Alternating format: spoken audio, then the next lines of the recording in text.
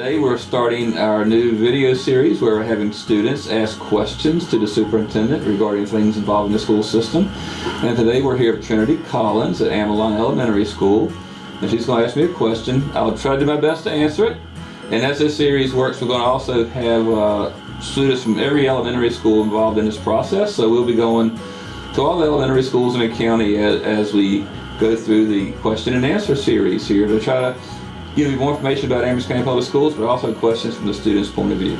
So we'll start with Trinity. Trinity, how are you today? Good. Good. What is your question? Can you tell me about school safety and why is it important? So school safety, we look at that making sure, one, I want to make sure you're safe in school, right? And my goal is for you to come to a place that you feel safe and comfortable. Because we know you can't, if you don't feel safe, it's very hard for you to focus on learning. So we want to make sure you're safe. I want to make sure my teachers are safe. So they have a safe place they can come to work. But really back to the student perspective, also for our parents, our parents don't want to send their kids to school if they don't think they're in a safe environment. So it's very important for you and our parents, our community, to know we have safe schools and to feel comfortable sending you to school. So what do we do for school safety is we have multiple things in place. We have cameras in our schools. You may know about that. We have these access codes at the doors where you have to have a badge to get in. We have staff at our schools. We have our SRO, and you have your SRO here. They're in our schools. And we do all those things to try to keep our schools safe so you feel comfortable coming to school. Again, because if you don't feel safe, it's hard for you to focus on learning. Okay? And that's our big reason here. Okay? So each school has an SRO. Each school has security systems, so we're kind of upgrading those systems right now through some grants we received. So we have new windows and doors going in at all of our schools in the school division. You'll be getting yours here at Amelon here pretty soon. And again, we have our computer systems, our stuff that monitors the cameras and things like that kind of looks at everything and make sure that the buildings are safe and secure. Okay. Mm-hmm. Do you have any other follow-up questions or anything else about that? No. Okay. All right. Well, thank you. Appreciate that. And we're with Jeremiah here at Amherst Elementary School. He's a 5th grader here, and he has a question for me. Go ahead, Jeremiah. What can families do if they need help? All right. So if families need help, there's multiple things we can do to help them out. They can contact the building administrator, and they can put them in contact with folks at the school board office. They can call the school board office, and Dr. Patrone actually kind of works in that area, and she has contacts with people from across the community that we can put you and families in touch with if they need assistance. So whether it's food assistance, mental health, medical, whatever the case may be, we have resources that we can put people in touch with and get them in line with those. So if they need that help, then we're here to help them out. We want to make sure that our families know that we're here to help them. So if anything we can do to assist our families, please reach out to us so we can answer those questions for them and put them in touch with people that need that assistance, who can help them with that assistance. Okay? All right? Any other questions? All right. Well, thank you very much. Appreciate it. We're here at Madison Heights Elementary doing our student questions for the superintendent, and I'm here with Preston. So Preston, what question do you have for me today? It's starting to get cold outside, so if we get snow, how do you decide if you go to school or not? That's a good question, so thank you. First of all, we go out on the roads early in the morning if it's calling for snow or it's been snowing. We start checking roads around 4:30 in the morning. We like to make a decision about 5:30 or 6 because my first buses are on the road sometime, around 5:45, 6 o'clock. My first buses start running. So we need to have a decision by then. So what I look for is, one, are the roads safe, right? Is it safe for parents and students to drive, or is it safe for my buses? We have to look at our bus routes to make sure they're clear, but we also look at just roads where I know our students live that may be driving to school, or parents may have to drive them to school, make sure those roads are safe too. So we look at that early in the morning and then try to make a decision. If it's during the day and we're at school and it starts snowing, we talk to the state police, we talk to VDOT, we talk with other groups, the county sheriff's office, and kind of get an idea what the roads are like. We go out and start checking roads, and then we'll make a decision if we have time to get you home or is it safer to keep you at school. But sometimes it could be a quick burst of snow. It might be safer keep students in school till dismissal so we can get the roads clear before we send you home. So we want to look at their road conditions and make sure they're safe. And then, like I said, if it's multiple day event, if we get a big snow, like on a Sunday, we decide to close school, then every day before we make a decision, we go out and we check the roads to make sure they're safe. And if they're safe, we can get you to and from school safely. We'll try to have school, but we also have to make sure our parking lots are clear and our sidewalks are clear and our buildings are ready for you too. So a lot goes into making these decisions. It's not just something we just roll over and say, hey, it's snowing outside, or if it snows today, we're going to close, we're not close. We also have some roads up in the mountains that get more snow because it's usually colder up there than Madison Heights. And sometimes Madison Heights, it might not be snowing at all down here, but up in the mountains, you might have roads that are covered with snow. So we have to take those into account too. But sometimes people down here don't realize the roads up there are a little worse off, and we might have to close school because of that too. Okay. That answer your question?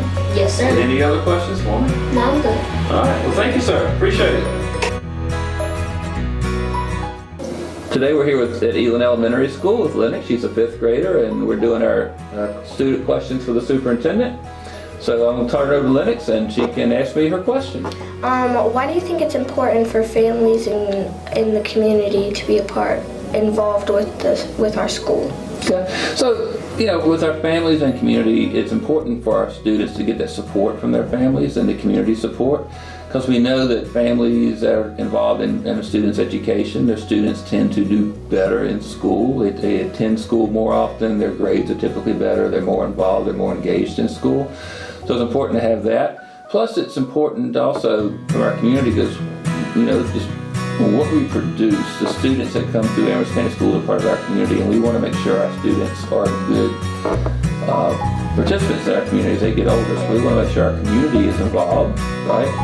So, and we involve ourselves in the community. It's just as important for us to be engaged in our community as it is for our community to be engaged with us. So we want to do things where we have a community in our schools to kind of see what's happening.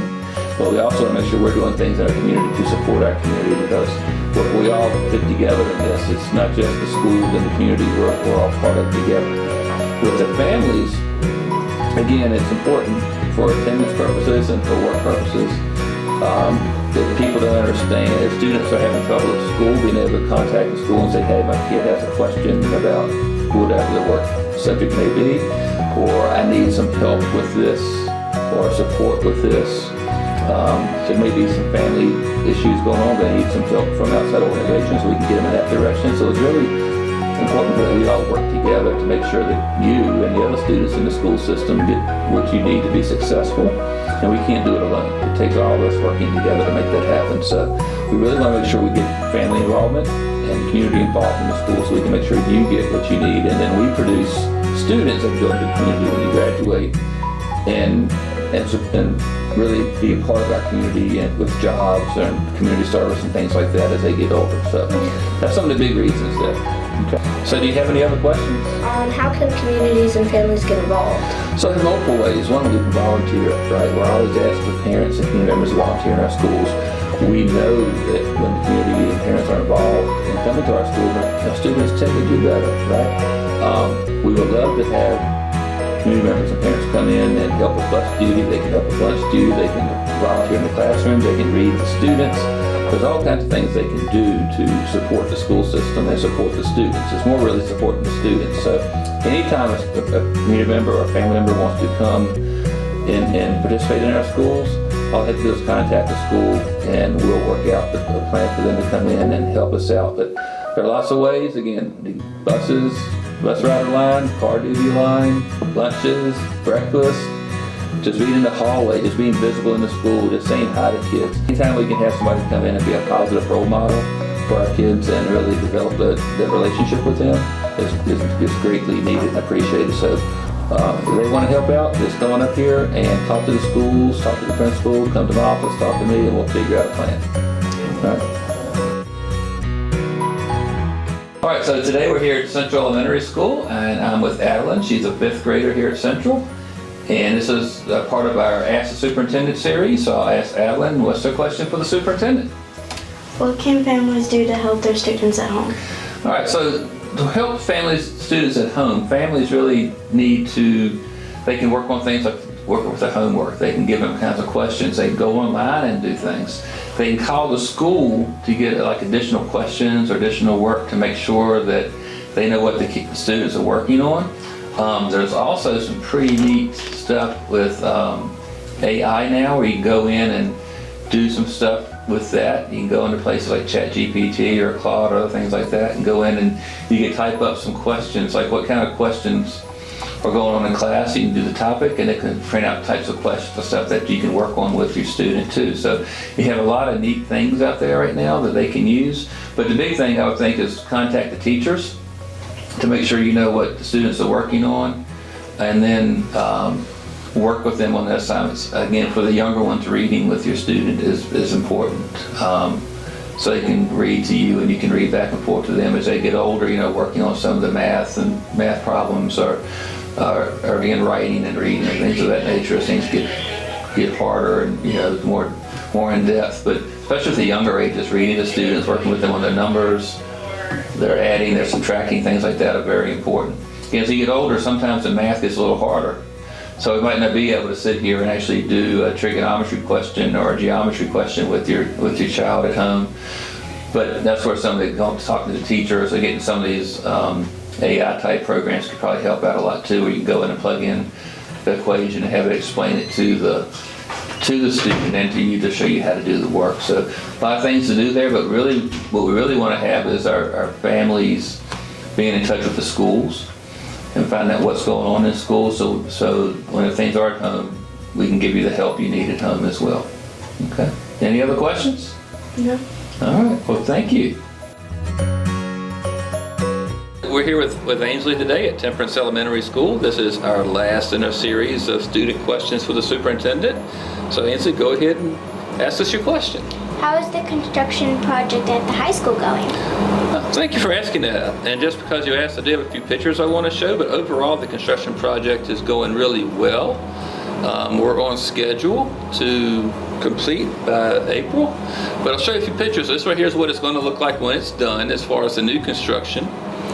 You can see all that area that's in glass on the left-hand side is the food court and cafeteria area. On the right-hand side where the big A is, that's where the auditorium is. So looking at some of the construction, you can see here they were setting the steel for the roof over the auditorium. Now right there's the stage with the steel going on and the crane picking it up. That's the auditorium with the steel joists in place. Again, this is the view inside the auditorium once the roofing was starting to be put on. It was kind of a rainy day when this picture was taken. You can see the left-hand picture here is where the bathrooms and concession stands and things are going, and the right-hand side is the same area once the roof had been put on. And then we started doing the brick, and so we have the brick going on now. And this right here is the back corner, where the classrooms are. On the right-hand side is the side of the auditorium back towards where the dining court is, the food court area is. And then here's some of the work in the restrooms, putting in the plumbing. And here again, here's they're starting to prime the brick inside the auditorium, and also putting up the HVAC for the air conditioning and heat. And again, this right here, this picture here was our last one. This was like last week when they were doing this, so we're coming along pretty good. This picture here is what it looked like this time last year. So in November of last year, all we had was the parking lot there. And then this was in May. You can see some of the concrete being poured. And this was in October. And this was October. And this was last week with the brick going on the outside. So it's coming along really well. And we also at the high school have the field house going in for baseball and softball. So they're doing the grading work there, and here they're have the conduit run, and they're forming up for the pour the concrete. But the rain kind of hit us a little bit last week, so we didn't get the concrete poured. Here is the actual building, the metal building that came in on the trucks. So yeah, that's kind of where we are now. We've been pretty good. We're hoping to be in there in April by spring break, and then by May we'll have a grand opening, and hopefully it's something that you and your friends, when you get to high school or even middle school, can use as you grow up, and they'll be there for you when you get to high school in a few years. Is there another question you have for me? Do you have any other projects at any other school going on right now? Yeah, we do have a few. Even here, we put new outside doors on at Temperance and some new security lock systems in. We're putting windows in at the high school, and then the elementary schools and middle schools, we get in some new windows.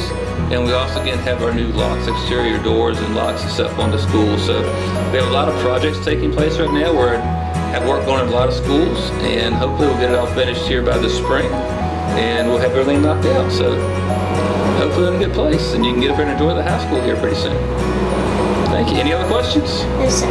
All right. Well, thank you very much. Greatly appreciate your time. You're welcome.